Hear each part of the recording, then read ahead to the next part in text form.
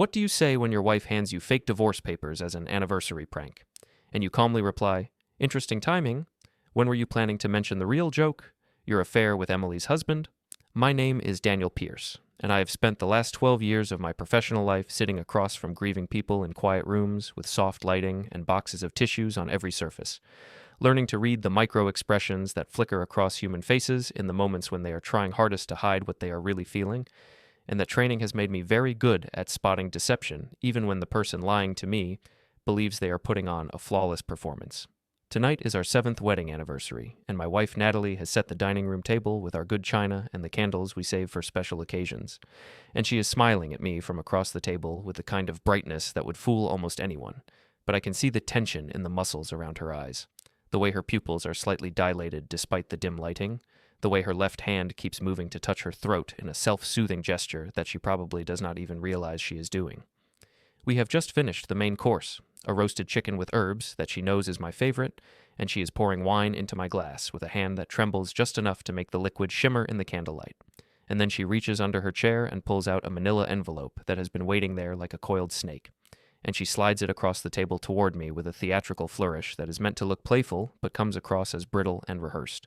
She tells me to open it, and there is something in her voice that sounds almost desperate, as if she needs me to react in a very specific way, as if she has planned this moment down to the second and is now waiting to see if I will follow the script she has written in her head.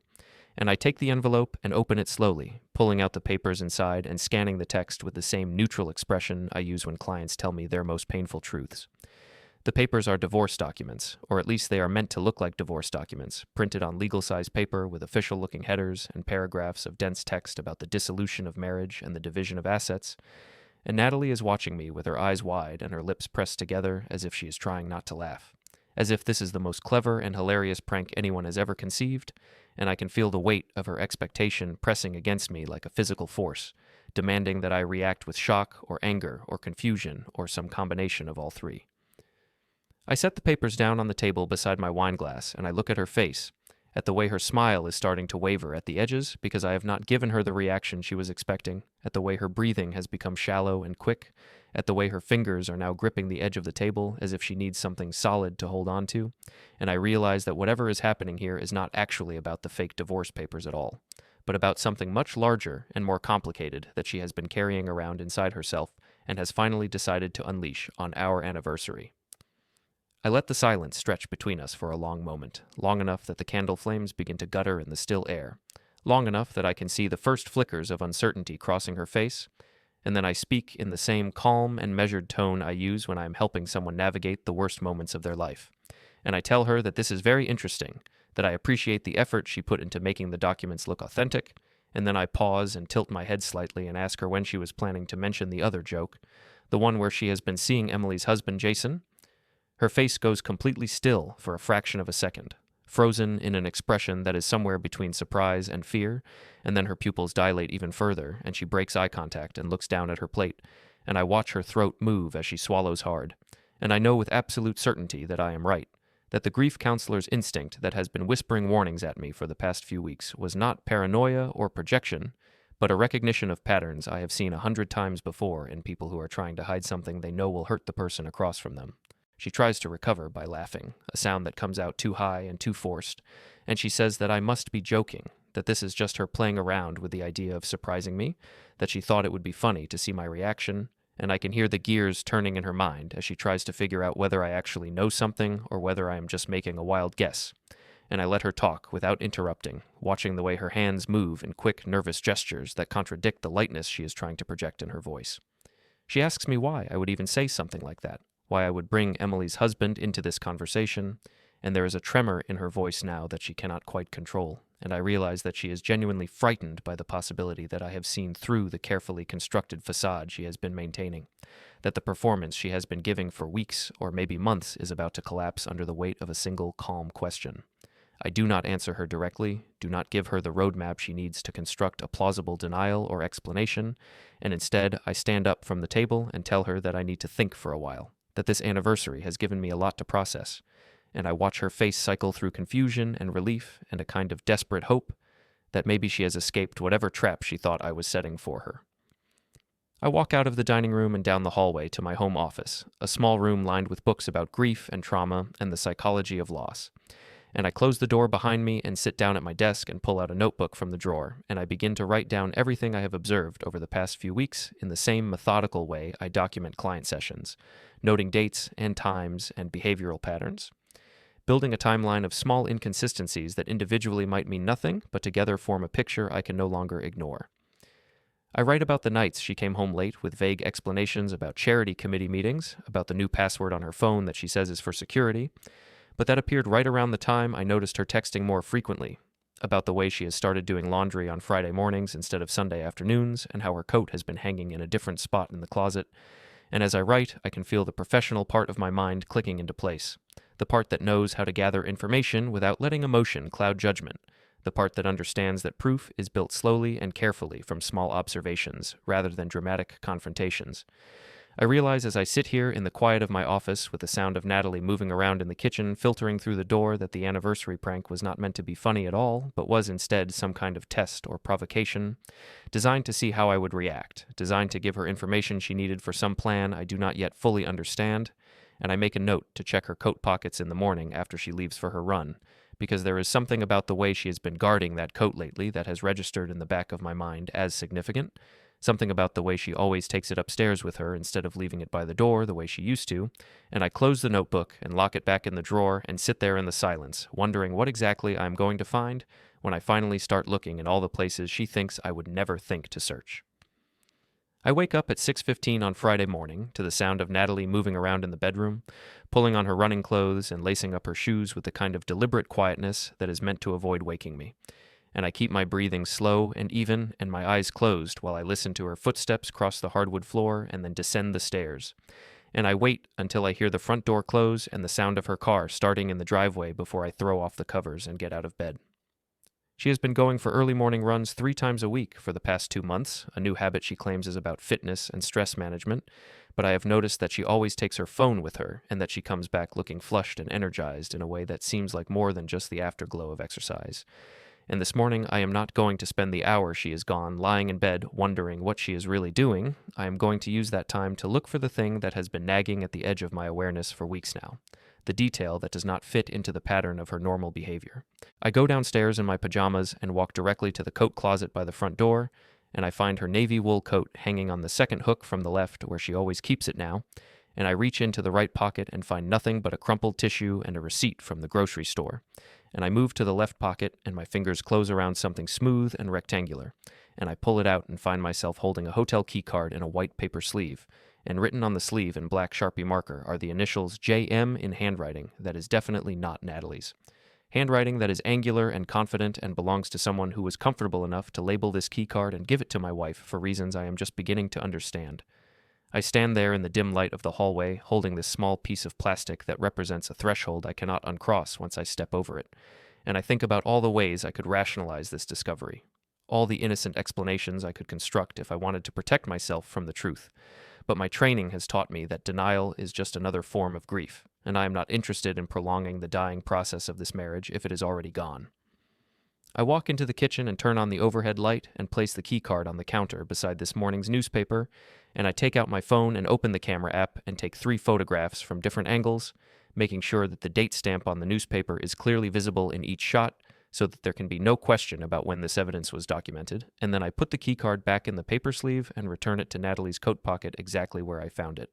And I go back upstairs to my office and sit down at my computer and begin the kind of methodical investigation that I have watched my clients do in reverse, tracing the steps of their loved ones after death, trying to piece together the shape of a life from the fragments left behind. I log into our shared calendar, the one we set up 3 years ago so we could coordinate schedules and avoid double booking date nights or family obligations, and I scroll back through the past 6 weeks looking at the entries Natalie has added, and I see a pattern emerging that I had not noticed when I was looking at individual days in isolation. There are 3 entries labeled Charity Committee 6 p.m., with no location details attached, and 2 more entries that say Planning Session with the same vague lack of specificity, and 1 entry from 2 weeks ago that says Donor Cultivation Dinner without naming which donor or which restaurant, and I take screenshots of each of these entries and save them in a folder on my desktop that I label Evidence, because that is what these images are now, Not calendar appointments, but proof of a pattern of deception that has been hiding in plain sight in a system we both have access to.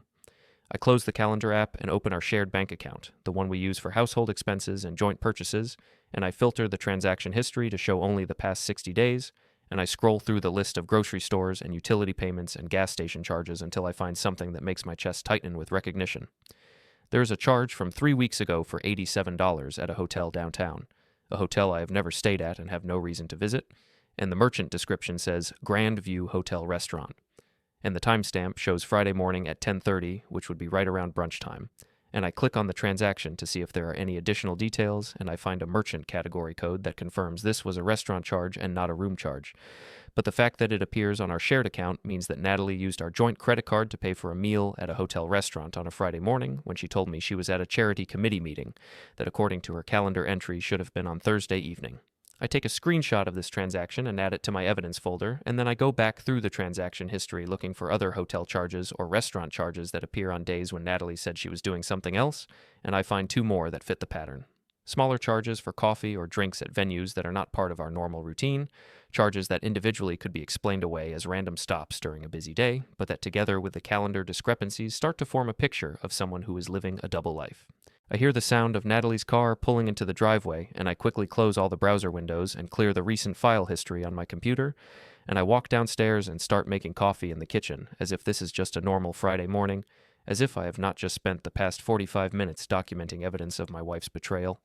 And when she comes through the front door with her face glowing and her hair pulled back in a ponytail, I smile at her and ask how her run was, and she tells me it was great, that she did an extra mile because the weather was so perfect. And I watch her face as she talks, and I see none of the guilt or anxiety I might have expected, just the easy confidence of someone who believes she has successfully compartmentalized her life into sections that never have to touch each other. She goes upstairs to shower, and I stay in the kitchen drinking my coffee and thinking about the key card in her coat pocket and the initials JM written in someone else's handwriting.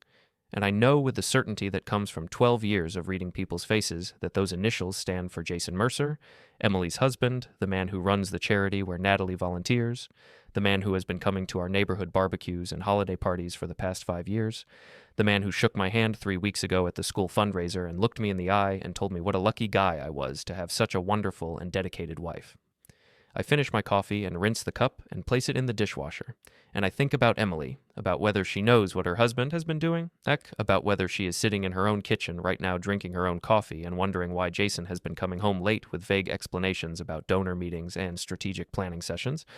And I realize that if I am going to gather the kind of evidence I need to make this undeniable, if I am going to build a case that cannot be explained away or dismissed as paranoia or misunderstanding, I am going to need to talk to Emily directly. I am going to need to approach her with the same calm professionalism I bring to my grief counseling sessions and ask her the questions that neither of us wants to answer, but that both of us need to face if we are going to understand the full scope of what has been happening in the shadows of our marriages.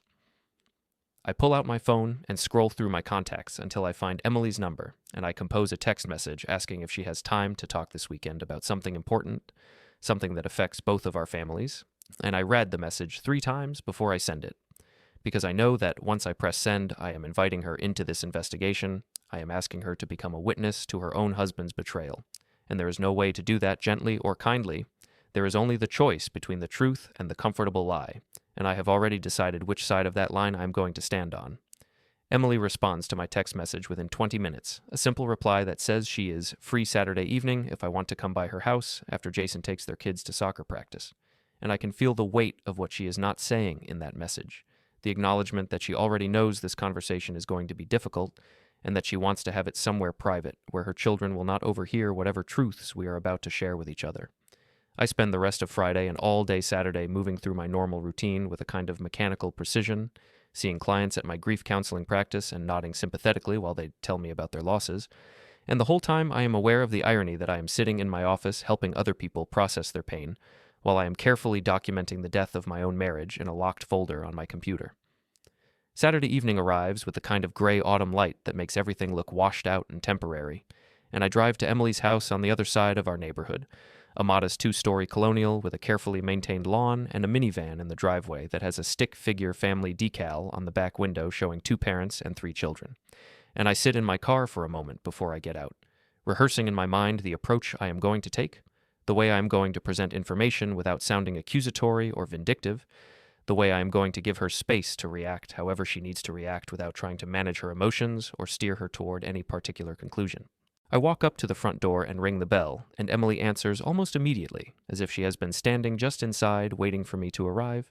and I can see in her face that she has not been sleeping well, that there are dark circles under her eyes and a tightness around her mouth that speaks to weeks or maybe months of accumulated stress that she has been trying to hide from the world. She invites me into her living room and offers me coffee, which I decline, and we sit across from each other in chairs that are positioned at careful angles that allow us to make eye contact without being directly face to face. And I notice that she has chosen to sit in the chair closest to the window where she can see the driveway, where she will have warning if Jason comes home earlier than expected, and that small detail tells me that she already knows on some level why I am here, that she has been waiting for someone to confirm the suspicions she has been carrying around inside herself. I begin by thanking her for agreeing to meet with me, and I tell her that I have some information that I think might affect both of our families. And I say that I want to be respectful of her and her situation, but that I believe honesty is more important than comfort.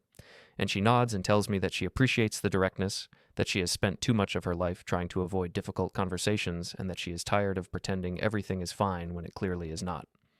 I reach into my jacket pocket and pull out my phone, and I show her the photograph I took of the hotel keycard with the initials JM written on the paper sleeve, and I explain where I found it and when I found it, and I tell her that I have reason to believe those initials stand for Jason Mercer. And I watch her face as she looks at the image, and I see something collapse behind her eyes, some last defense crumbling under the weight of proof she can no longer deny. She asks me in a voice that is barely above a whisper if I am certain that the keycard came from Natalie's coat, if there is any possibility that I might be mistaken or that there might be some other explanation, and I tell her as gently as I can that I am trained to observe details and that I am very careful about the difference between suspicion and certainty, and that I would not have come to her house and shown her this photograph if I was not absolutely sure about what I had found. Emily sits back in her chair and closes her eyes for a long moment, and when she opens them again there are tears running down her cheeks, but her voice is steady when she speaks. And she tells me that she has suspected something for about 6 weeks, that Jason has been coming home late on Thursday nights and sometimes Friday mornings with explanations about donor meetings and strategic planning sessions that never quite made sense, that he has been more distant and distracted, and that when she has tried to ask him about it, he has accused her of being paranoid or controlling. She tells me that 2 weeks ago she found a receipt in his car from a restaurant she had never heard of, a restaurant that turned out to be inside a hotel downtown, and that when she asked him about it, he said it was a business lunch with a potential major donor and got angry with her for checking his receipts. And I realize as she is talking that we have both been living parallel lives, both watching our spouses drift away into secret worlds we were not allowed to access, both trying to convince ourselves that the evidence we were seeing could be explained by something less painful than betrayal. I ask Emily if she would be willing to provide a written statement confirming what she just told me, just 1 or 2 sentences that document her suspicions and her timeline, and I explain that I am not planning to do anything dramatic or public with this information right away, but that I need to build a factual record in case I need to take legal action later, and she looks at me for a long moment as if she is trying to assess whether I am someone she can trust, whether I am going to use this information to hurt her or her children, and then she nods and asks me to get her a piece of paper from the desk in the corner. I watch as she writes in careful block letters on a sheet of lined notebook paper, her handwriting neat and controlled despite the tears that are still sliding down her face. And when she is finished, she slides the paper across the coffee table toward me, and I read the single sentence she has written there, a sentence that says, "I, Emily Mercer, confirm that I have suspected my husband Jason of having an affair for approximately 6 weeks, and that this suspicion is based on behavioral changes and evidence, including unexplained late nights and hotel restaurant receipts." And she has signed her name at the bottom and dated it with today's date. I fold the paper carefully and put it in my jacket pocket, and I tell Emily that I am sorry she is going through this, that I know how much courage it takes to acknowledge painful truths, and she asks me what I am planning to do with the information I have gathered, whether I'm going to confront Natalie and Jason directly, or whether I'm going to pursue some other course of action. I tell her that I am still deciding on the best approach, but that whatever I do will be measured and deliberate, that I am not interested in revenge or drama, but in making sure that the truth comes out in a way that protects the innocent people who have been hurt by this situation, and I can see the relief in her face when I say this, the understanding that I am not going to turn her statement into a weapon that could explode in unpredictable ways. She walks me to the door, and before I leave, she puts her hand on my arm and tells me that she is glad I came to talk to her, that she has felt very alone with her suspicions, and that it helps to know that someone else sees what she sees, that she is not crazy or paranoid or imagining things that are not there. I drive home through streets that are now dark with full night,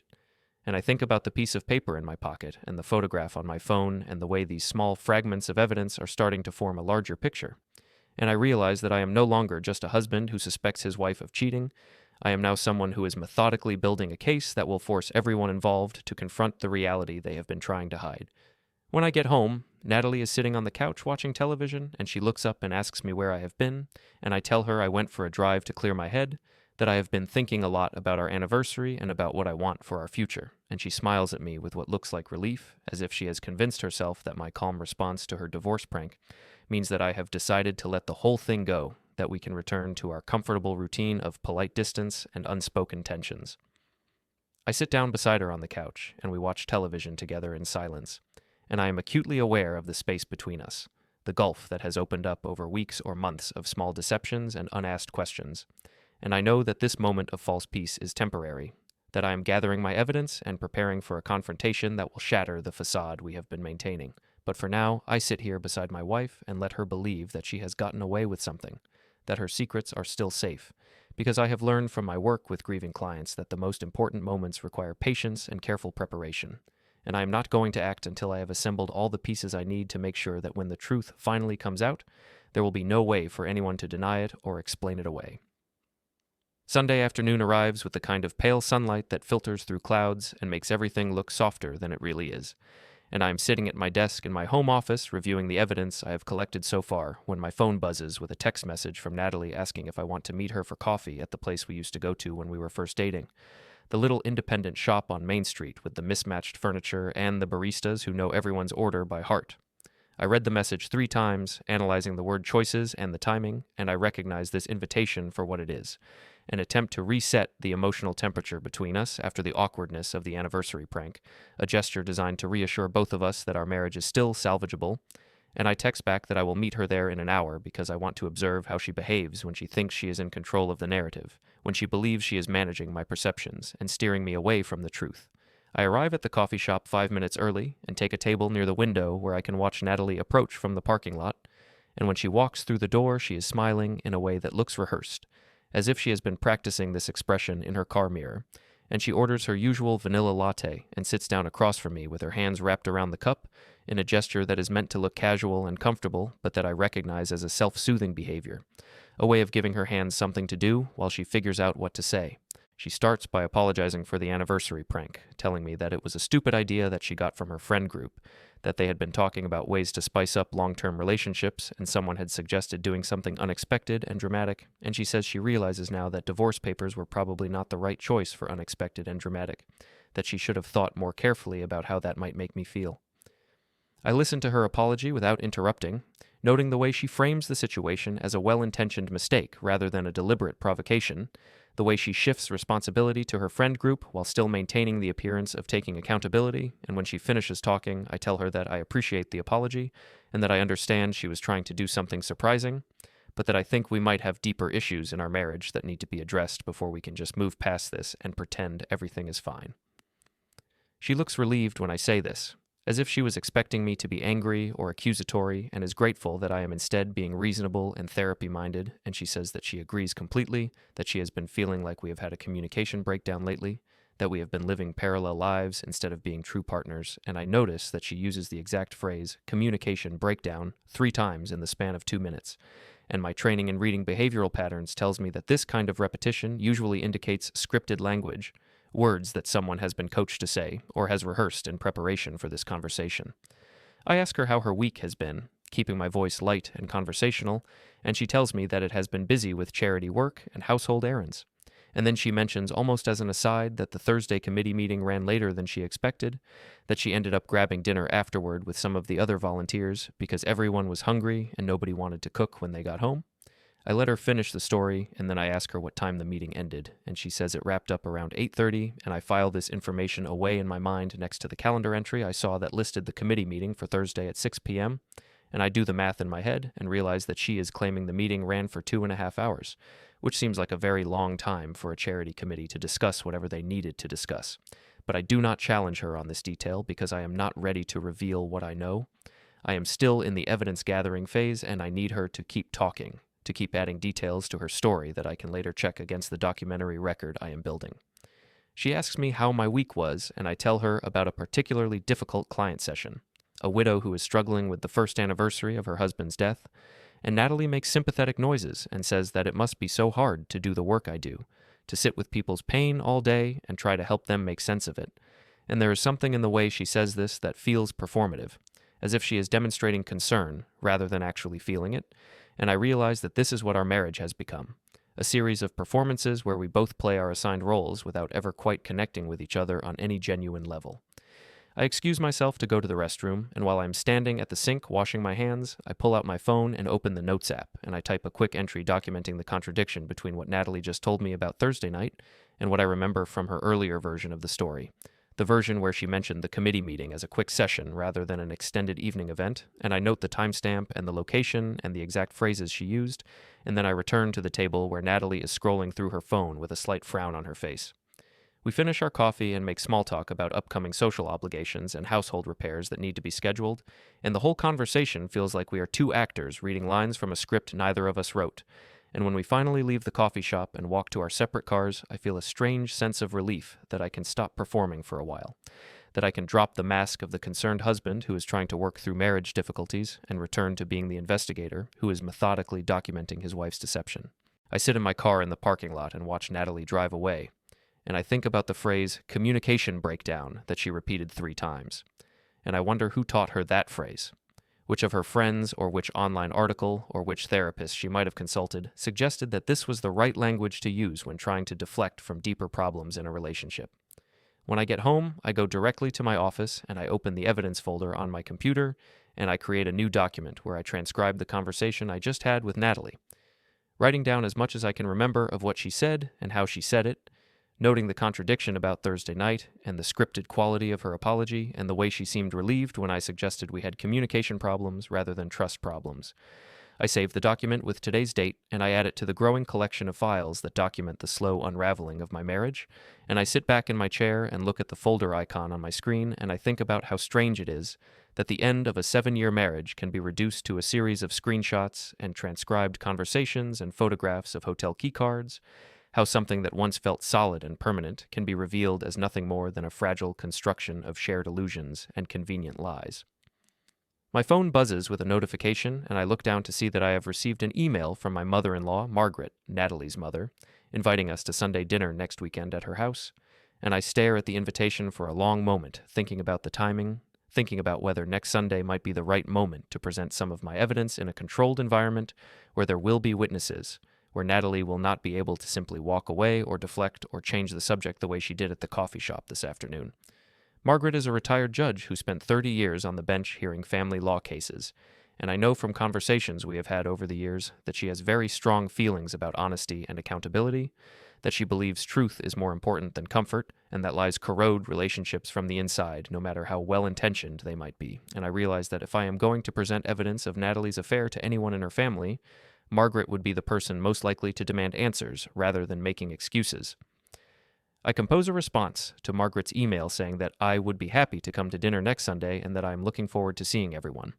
And as I hit send, I feel something shift inside me, a transition from the passive observation phase of this investigation into something more active and deliberate, a decision that I am going to stop simply documenting Natalie's lies and start creating opportunities for those lies to be exposed in ways that will make them impossible to deny or minimize.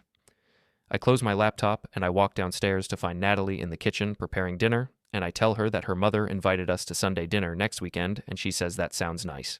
that it has been a while since we had a proper family meal, and I watch her face as she chops vegetables, and I think about how different next Sunday is going to be from what she is imagining, how the comfortable family dinner she is picturing is going to turn into something much more uncomfortable once I place the hotel keycard on the table and ask her to explain where it came from and why she has been lying about her Thursday evenings. I spend the rest of the evening moving through the house like a ghost, present but not really there. And when Natalie goes to bed, I stay up late in my office reviewing all the evidence I have collected and making sure that every piece is properly documented and backed up in multiple locations, and I create a simple timeline on a single sheet of paper that lists the dates and locations and contradictions in the story Natalie has been telling, and I fold that piece of paper and put it in my jacket pocket where I will be able to reach it easily next Sunday when the moment comes to stop pretending that I do not know what I know. When the moment comes to force everyone in that dining room to confront the reality that has been hiding underneath the surface of our polite family gatherings for weeks or maybe months. I turn off the lights in my office and I climb the stairs to the bedroom where Natalie is already asleep, and I lie down beside her in the darkness and I listen to her breathing and I think about how we have arrived at this point. How two people who once loved each other enough to stand up in front of their friends and families and promise to be faithful and honest have become strangers, who share a bed but live in completely separate worlds. And I know that whatever happens next Sunday at Margaret's house is going to be the beginning of the end of this marriage. The moment when all the careful pretense collapses and we are forced to deal with the truth neither of us has been willing to speak out loud. Sunday evening arrives with the kind of crisp autumn air that makes everything feel sharper and more vivid. And I drive to Margaret's house with Natalie sitting beside me in the passenger seat, making nervous small talk about her week and asking me if I think we should bring wine or dessert, even though I have already told her twice that her mother said not to bring anything. I can feel the folded piece of paper in my jacket pocket pressing against my chest like a second heartbeat,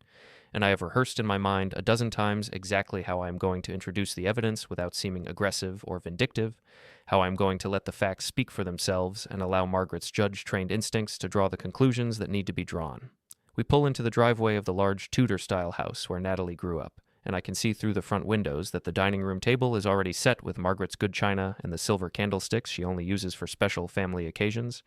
and I feel a momentary pang of guilt that I am about to transform this carefully planned family dinner into something much darker and more painful than anyone expects. Margaret greets us at the door with her usual warmth and efficiency, and I notice that Natalie's younger sister Claire is already here with her husband Tom, and that Margaret's husband William is in the kitchen putting the finishing touches on the roast he has been preparing all afternoon, and we all gather in the living room for drinks and appetizers while Margaret asks about our jobs and our plans for the upcoming holidays. Natalie is animated and cheerful in the way she always is around her family, laughing at her father's jokes and teasing her sister about her new haircut, and I watch her perform this version of herself, and I think about how skilled she has become at compartmentalizing, at presenting different faces to different audiences, at keeping all the contradictory pieces of her life separated so that they never have to touch or inform each other. We move into the dining room when Margaret announces that dinner is ready, and I find myself seated directly across from Natalie with Margaret at the head of the table to my left, and I realize that this seating arrangement is actually perfect for what I need to do, that I will be able to watch Natalie's face while I present the evidence, and Margaret will be close enough to see every detail without having to lean forward or strain to hear.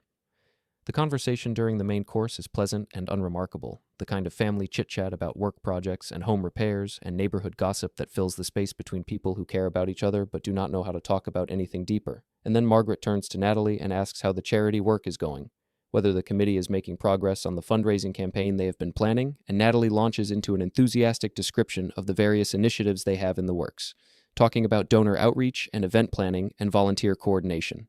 She mentions almost casually that they had a really productive committee meeting last Thursday evening, that everyone stayed late because there was so much to discuss, and I see my opening, and I reach into my jacket pocket and pull out the hotel keycard in its white paper sleeve with the initials JM written in black Sharpie, and I place it on the table beside Natalie's dinner plate with a gentle precision that makes everyone stop talking and look at what I have just introduced into the conversation. Margaret leans forward slightly and asks what that is, her voice neutral, but her eyes sharp with the kind of focused attention that made her formidable in the courtroom. And I say, in the same calm tone I use with my grief counseling clients, that it is a hotel keycard I found in Natalie's coat pocket, and that I am curious about why a Thursday evening committee meeting would require an overnight stay at a hotel downtown. The table goes completely silent except for the sound of William's fork scraping against his plate, and I watch Natalie's face cycle through surprise and confusion and then a kind of calculated assessment as she tries to figure out how much I know and how she can explain this in a way that does not reveal the full truth. She reaches for the keycard and picks it up and looks at it as if she is seeing it for the first time, and then she laughs in a way that sounds forced and brittle and says that this must be from the networking dinner she attended a few weeks ago, that several committee members decided to book a conference room at the hotel to have a more private space for their discussions. Margaret asks why a networking dinner would require someone to give Natalie a hotel keycard with their initials on it, and Natalie's face flushes slightly, and she says that one of the committee members had booked a suite for the evening and was letting people use it as a quiet space. Margaret does not look convinced by Natalie's explanation about the quiet space, and I can see the retired judge in her starting to emerge as she leans back in her chair and folds her hands on the table in a gesture that I have seen her use before when she is about to methodically dismantle someone's story, and she asks Natalie why someone would write their initials on a keycard sleeve if they were just lending out a hotel suite as a common workspace for committee members, why that level of personal identification would be necessary for what is supposedly a shared professional space. Natalie stammers something about keeping track of who had access to the room, but her voice has lost the confident brightness it had just moments ago, and I can see her sister Claire watching this exchange with growing concern, her eyes moving back and forth between Natalie and me as if she is trying to figure out what is really happening at this table, what accusation is being made underneath the surface of these polite questions about hotel keycards and committee meetings. I reach into my jacket pocket again, and this time I pull out my phone, and I open the photo gallery and find the screenshot of our shared bank account transaction history. And I place the phone on the table next to the keycard so that everyone can see the entry for $87 at the Grand View Hotel restaurant. And I say that this charge appeared on our joint credit card 3 weeks ago on a Friday morning. And I note that the timestamp shows 10:30 a.m., which seems like an unusual time for Natalie to be having breakfast at a hotel downtown, when she told me that morning that she was going to spend the day running errands and catching up on household tasks. Margaret picks up my phone without asking permission and studies the screenshot with the kind of careful attention she must have brought to evidence review during her years on the bench, and then she looks at Natalie and asks her directly whether she was at the Grand View Hotel on that Friday morning, and if so, why she charged breakfast to the household account instead of using her personal credit card, or having the charity reimburse her if this was a legitimate business expense. Natalie's face has gone pale now, and her hands are gripping the edge of the table, and she starts to say something about how she must have grabbed the wrong card that morning, how she sometimes gets confused about which card to use for which purchases. But I interrupt her gently and say that I also found it interesting that this hotel charge occurred the day after the Thursday evening committee meeting she mentioned, the one that supposedly ran so late, and I ask whether it is possible that the committee meeting actually extended into Friday morning, whether perhaps some of the committee members stayed overnight at the hotel to continue their discussions. The way I phrase this question makes it clear that I know exactly what happened, that I am giving her an opportunity to tell the truth rather than continuing to pile lies on top of lies. But instead of taking that opportunity, Natalie pushes back from the table and stands up and says that she does not appreciate being interrogated at a family dinner, that I am turning something innocent into something suspicious because I am insecure or paranoid or looking for problems that do not exist. Claire starts to say something in defense of her sister, but Margaret holds up one hand in a gesture that immediately silences the table, and she says in the voice that must have made lawyers and defendants nervous for 3 decades that she would like Natalie to sit back down and explain the timeline, that she would like to understand how a Thursday evening committee meeting connects to a Friday morning hotel breakfast, and why a key card with someone else's initials was in Natalie's possession. Natalie remains standing for another moment, and I can see her weighing her options, trying to decide whether she should continue defending herself or whether she should simply leave. And then she sits back down slowly and says that the truth is more complicated than it looks, that yes, she was at the hotel on Friday morning, that yes, she had stayed overnight in one of the rooms, but that it was not what I was implying, that she had simply been too tired to drive home after the late committee meeting and had decided to get a room rather than risk falling asleep at the wheel. Margaret asks whose room Natalie stayed in, why she would have a key card with someone else's initials if she had booked her own room, and Natalie does not answer this question directly, but instead starts crying. Not the loud, dramatic crying that is designed to gain sympathy, but the quiet kind of crying that comes when someone realizes they have been caught and there is no more room to maneuver, no more stories that will hold up under scrutiny. I reach into my jacket pocket one more time, and I pull out the folded piece of paper with the timeline I created, the simple list of dates and contradictions and calendar entries that do not match up with the stories Natalie has been telling, and I unfold it and place it on the table beside the keycard and the phone. And I say that I have been documenting inconsistencies in her stories for several weeks now, that I have evidence of multiple occasions when she claimed to be at charity events that either did not happen or did not happen at the time she said they did, and that I have a witness statement from someone who can confirm that these discrepancies are part of a larger pattern of deception.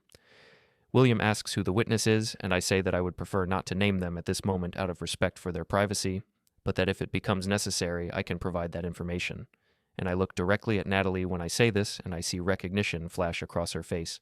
The understanding that I must have talked to Emily, that Emily must have confirmed what I suspected about Jason, and I watch her realize that the carefully constructed walls she has built between the different parts of her life are all collapsing at once. Margaret picks up the timeline and reads through it slowly, and when she finishes, she sets it down and looks at her daughter with an expression that is more disappointed than angry,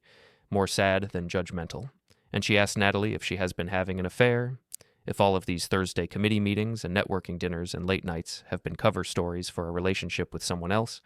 And the way she asks this question makes it clear that she already knows the answer, that she is simply giving Natalie one last chance to be honest before the situation moves beyond the point where honesty can salvage anything. Natalie looks around the table at all of us watching her and waiting for her response, and I can see her calculating whether there is any version of the truth she can tell that will minimize the damage, whether there is any way to frame this that will make her seem less guilty or less responsible. And then she says in a voice that is barely above a whisper that she has been seeing someone, that it started as friendship and gradually became something more, that she never meant for it to happen, but that she has been feeling disconnected from me for a long time, and that this other person made her feel seen and valued in ways that I apparently no longer do. Claire makes a small sound of distress, and William pushes his chair back from the table as if he needs physical distance from what is being revealed, and Margaret closes her eyes for a moment and takes a deep breath, and when she opens them again, she looks at me and asks if I know who the other person is, if I have confirmed their identity beyond just having suspicions. I tell her that the initials on the keycard are JM, and that based on my investigation and the witness statement I mentioned, I believe those initials stand for Jason Mercer, the director of the charity where Natalie volunteers, and I say that Jason is married to Emily Mercer, and that they have 3 children together, and that Emily has been noticing the same pattern of late nights and unexplained absences that I have been documenting in my own marriage.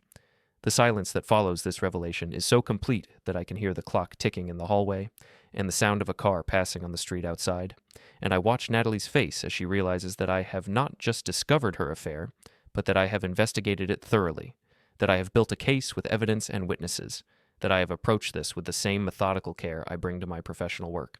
And I can see her understanding that there is no way to talk her way out of this, no story she can tell that will undo the damage that has been done. Margaret stands up from the table and walks to the sideboard where she keeps her good crystal, and she pours herself a glass of water with hands that are shaking slightly, and then she turns back to face the table, and she says that she needs everyone to leave now except for Natalie, that she wants to speak with her daughter privately, and that William and Claire and Tom and I should go into the living room or perhaps just go home, that this dinner is over, and that what happens next needs to happen between a mother and daughter without an audience.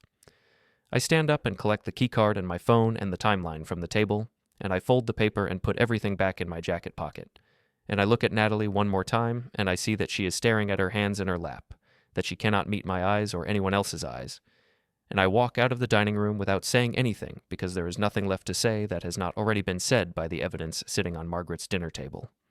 I drive home alone through streets that have gone dark with full night, and I think about the way Natalie's face looked when she finally admitted the truth, the way the lies she has been maintaining for weeks or maybe months finally collapsed under their own weight, and I feel a strange mixture of vindication and sadness, the satisfaction of being proven right combined with the grief of watching my marriage end in real time in front of witnesses who can never unknow what they learned tonight. When I get home, I go directly to my office and I open my evidence folder and I add a new entry documenting everything that happened at dinner. And I note that Natalie admitted to the affair in front of her mother and sister and father, that she could not explain the hotel keycard or the timeline contradictions, that Margaret asked her directly if she was having an affair with Jason Mercer, and she did not deny it. And I save this document with tonight's date, and I add it to the growing record of the end of my 7-year marriage. Natalie does not come home that night, and when I wake up Monday morning to an empty house, I check my phone and find a text message she sent at 2 a.m, saying that she is staying at her mother's house for a few days while we both figure out what we want to do next, and I read this message 3 times trying to parse the language she has chosen, the way she frames this as a mutual decision about our future rather than as a consequence of her choices, the way she positions herself as someone who needs space to think rather than as someone who has been caught in a lie and is now dealing with the fallout.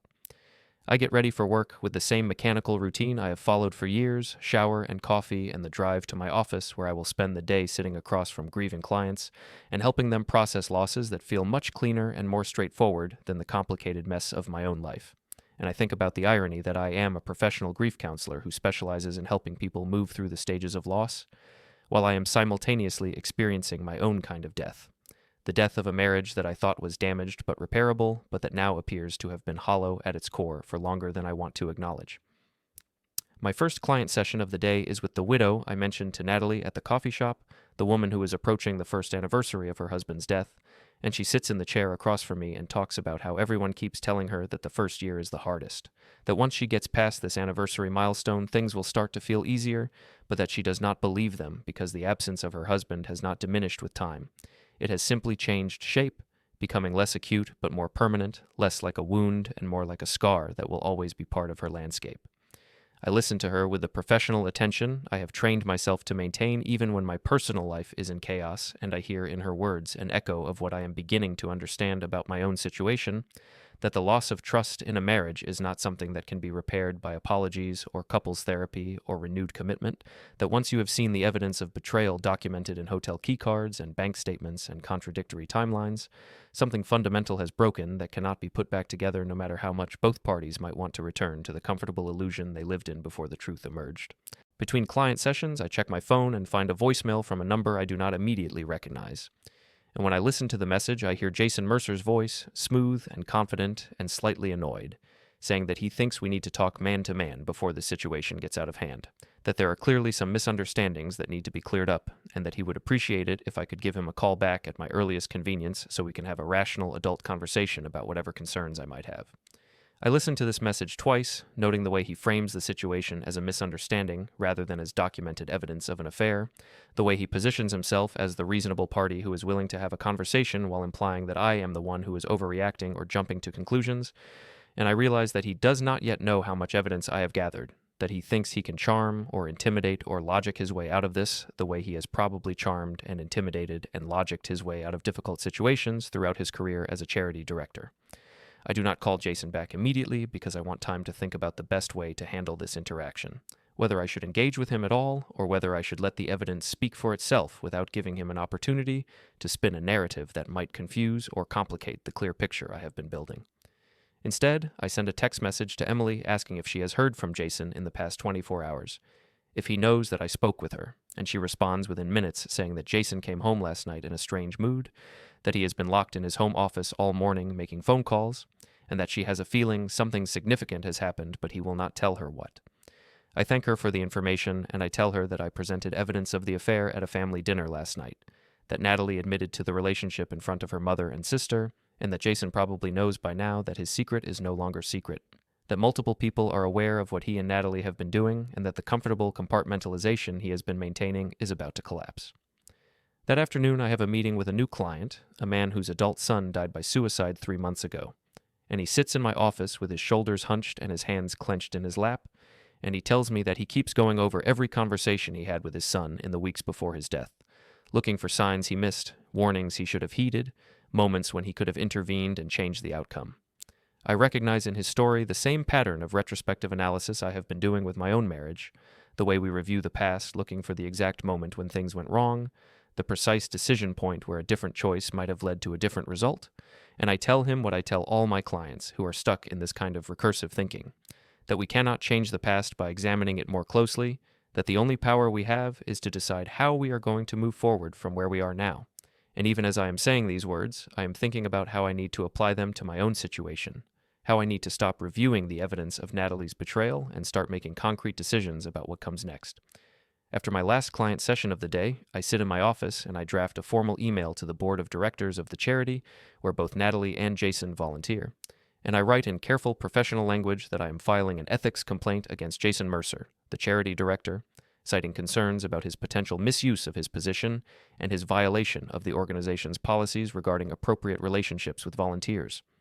I explain that I have evidence suggesting that Jason has been using charity events and committee meetings as cover for a personal relationship with a married volunteer, that he has allowed this relationship to compromise his professional judgment and potentially put the organization at risk of reputational damage, and that I believe the board has an obligation to investigate these concerns and take appropriate action if the allegations are substantiated.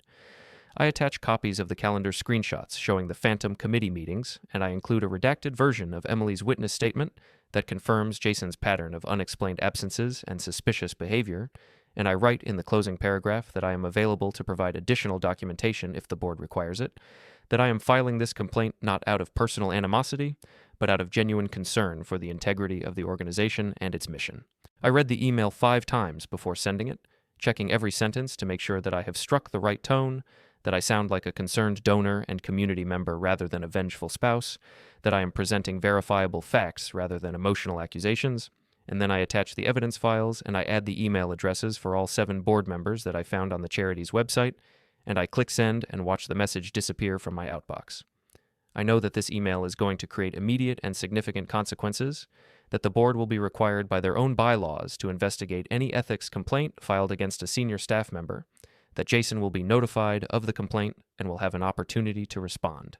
and that within a matter of days or weeks, this private affair that Natalie and Jason thought they were managing so carefully is going to become a matter of institutional record, subject to review by people who have the authority to impose professional consequences that neither of them anticipated when they decided to start sleeping together. I receive an automated acknowledgement email from the board secretary within 10 minutes, a brief message stating that my complaint has been logged and assigned a case number, that the board will be reviewing the materials I submitted, and that I should expect to hear back within 2 weeks regarding the next steps in the investigation process. I save this email to my evidence folder, and I add a note to my timeline documenting that I filed the formal complaint on this date, and then I close my laptop and I sit in the quiet of my office thinking about how the situation has now moved beyond the private sphere of marriage and family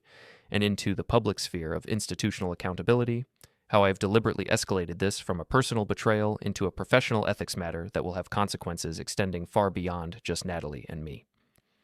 My phone rings, and I look down to see that it is Jason calling again, and this time I answer because I want to hear what he has to say,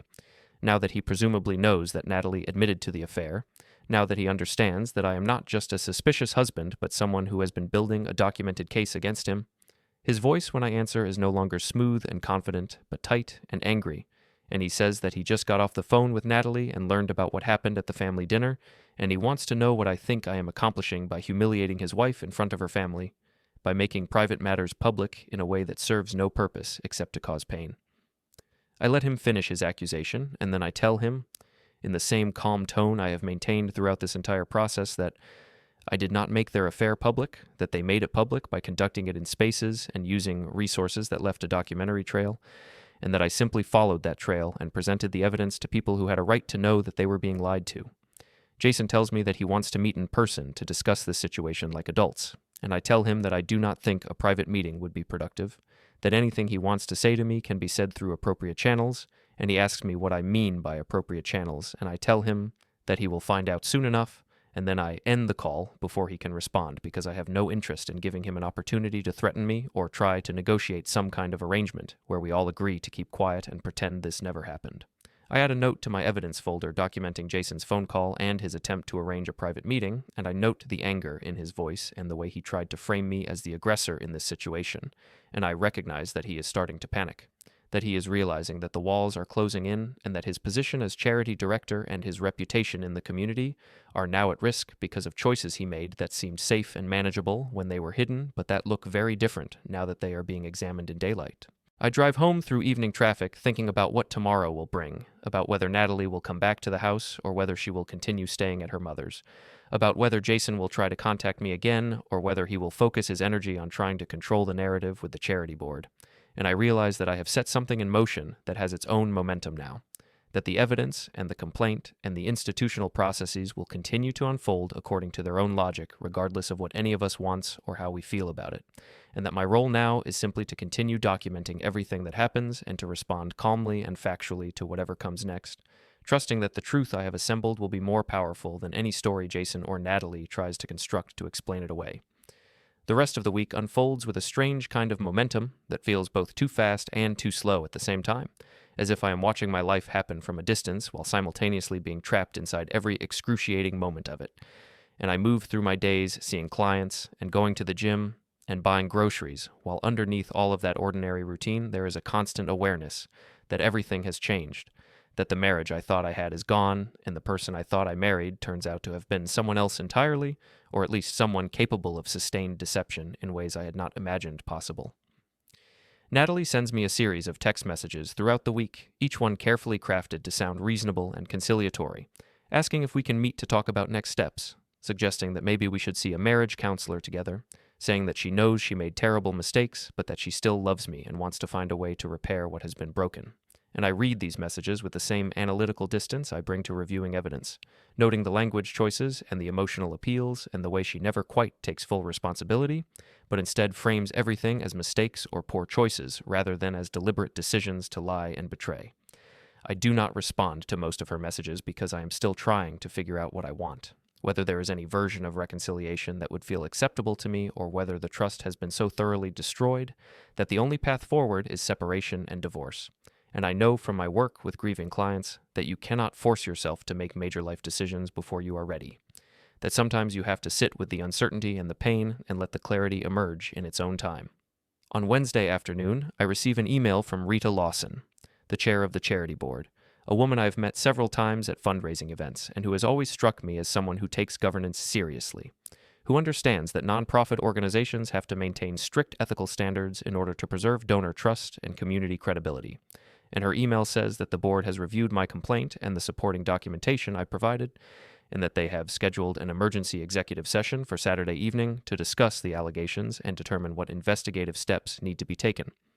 Rita's email also mentions that Jason has been notified of the complaint as required by the charity's bylaws, that he has been given an opportunity to provide a written response to the allegations, and that he will be invited to attend a portion of the Saturday meeting to present his side of the story before the board deliberates in closed session. And she thanks me for bringing these concerns to the board's attention and assures me that they will handle the matter with appropriate seriousness and confidentiality. I save this email to my evidence folder, and I feel a mixture of satisfaction and dread. Satisfaction that the institutional machinery is working exactly as it should, that my complaint is being taken seriously rather than dismissed as a domestic dispute that has nothing to do with the charity, and dread because I know that what happens at Saturday's board meeting is going to determine not just Jason's professional future, but also the social dynamics of the entire community where Natalie and I have built our lives over the past 7 years. On Thursday evening, I am at the grocery store buying ingredients for meals I will probably eat alone when I run into 2 women from Natalie's friend circle, the same women who were at our neighborhood barbecue last summer and who have been part of the group that apparently encouraged Natalie to stage the anniversary divorce prank. And they see me in the produce section, and I watch them have a brief whispered conversation before they approach me with expressions that are trying to look concerned, but that I can read as defensive and hostile. The taller one, whose name is Jennifer, asks me how I am doing, if I am okay after everything that has happened, and I can hear in her voice that she has already heard Natalie's version of events, that she has been told some story about how I am overreacting or being controlling or making a big deal out of something that should be handled privately. And I tell her in a pleasant neutral tone that I am managing as well as can be expected given the circumstances, and I watch her exchange a glance with her friend before she says that she hopes Natalie and I can work things out, that marriage is hard and everyone makes mistakes, and sometimes you have to choose forgiveness over being right. I set down the bunch of carrots I am holding, and I look at Jennifer directly, and I tell her that I appreciate her concern, but that I do not think she has all the relevant information about what has been happening in my marriage, and that I would encourage her to reserve judgment until she knows the full story rather than just the version she has heard from Natalie, and I can see her face flush with anger or embarrassment as she realizes that I am not going to accept the narrative she has been fed, that I am not going to play the role of the unreasonable husband who is punishing his wife for minor indiscretions. Her friend, whose name I cannot remember, says something about how they are just trying to be supportive, that Natalie is going through a really hard time right now and needs her friends, and I tell them that I understand they want to support their friend, but that supporting someone does not mean helping them avoid accountability for their choices. And then I excuse myself and walk to a different aisle because I have no interest in continuing a conversation where I am clearly being positioned as the villain in a story that has nothing to do with the documented facts of what actually happened. I finish my shopping and drive home, thinking about how quickly social dynamics can shift when a marriage falls apart, how friends and neighbors and community members feel compelled to choose sides even when they do not have complete information, how Natalie is undoubtedly working hard right now to shape the narrative in her favor by emphasizing my supposed coldness and rigidity while minimizing her own sustained pattern of deception. And I realize that part of what I am facing is not just the end of my marriage, but also a kind of social warfare where my reputation and my standing in the community are going to be determined by who can tell the most compelling story, rather than by who is actually telling the truth. When I get home, I find that Natalie has been to the house while I was out, that she has taken some of her clothes and personal items and has left a handwritten note on the kitchen counter saying that she needs more space and time to think, that she is going to stay with her mother for at least another week, and that she hopes we can eventually have a calm conversation about how to move forward in a way that respects both of our needs and feelings. I read this note 3 times, and I am struck by the language she uses, The way she talks about respecting both of our needs and feelings, as if we are equally responsible for the situation we find ourselves in, as if my discovery of her affair and my decision to present evidence of it to her family somehow makes me as culpable as she is for the destruction of our marriage. And I fold the note and add it to my evidence folder, not because I think I will need it for any legal purpose, but because I want a record of how she is trying to reframe this situation, how she is attempting to transform herself from someone who betrayed trust into someone who is simply asking for understanding and compassion.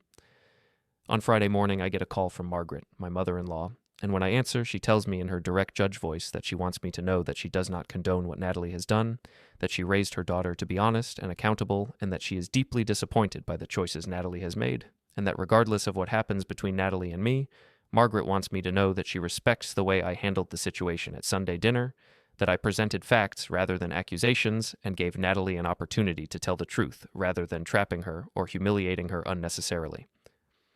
Margaret tells me that she has had several long conversations with Natalie over the past few days, that Natalie is struggling with shame and regret and is starting to understand the full scope of what she has damaged, but that she is also still trying to rationalize some of her choices by blaming our marriage problems or her own emotional needs, and Margaret says that she has been encouraging Natalie to take full responsibility rather than looking for excuses or explanations that shift blame away from herself. I thank Margaret for calling and for her support, and I tell her that I do not know yet what I want the future of my marriage to look like, that I am still processing everything and trying to figure out whether forgiveness and reconciliation are even possible or whether too much has been broken to repair. And Margaret says that she understands and that whatever I decide, she will respect my choice, that I should not feel pressured to save the marriage just because we have history together or because other people think reconciliation is the right path. After I hang up with Margaret, I sit in my office and I think about the charity board meeting tomorrow evening, about how the private affair that Natalie and Jason thought they were managing so carefully is about to become a matter of institutional record, subject to investigation and deliberation by 7 board members who will have to weigh the evidence and decide what consequences are appropriate for a director who has violated professional boundaries and potentially compromised the organization's integrity.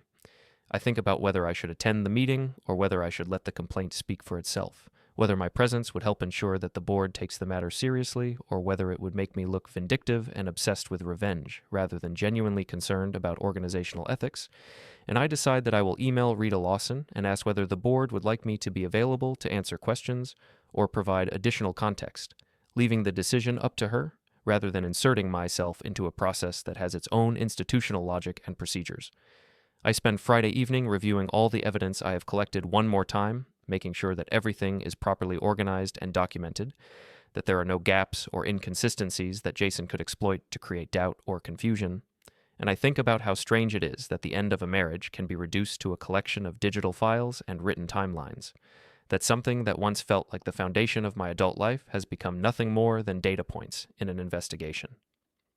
I sleep badly that night, waking up every few hours and reaching for my phone to check the time, and then lying in the darkness, thinking about all the different ways tomorrow could unfold, about whether the board will take decisive action or whether they will try to find some middle path that protects Jason while appearing to address the concerns I raised. And I remind myself that I have done everything I can do,